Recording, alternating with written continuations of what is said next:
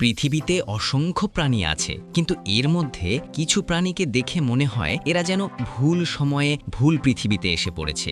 আজকের ভিডিওতে দেখব ঠিক এমনই 5টি অদ্ভুত প্রাণী যারা পৃথিবীতে থাকার মতো নয়। তোমরা যদি এই ভিডিওটা দেখো, আশা করি তোমাদের অনেক ভালো লাগবে। 1. এক্সোলটল। মেক্সিকোর এই পানির প্রাণীটিকে বলা হয় স্মাইলিং ড্রাগন। এক্সোলটল কখনো বড় হয় না, সারা জীবন লার্ভা বা শিশুর মতোই থাকে। বিজ্ঞানীরা একে বলেন নিওটেনি। দেখতে মনে হয় যেন কোনো কার্টুন চরিত্রকে জীবিত করে আনা হয়েছে। 2.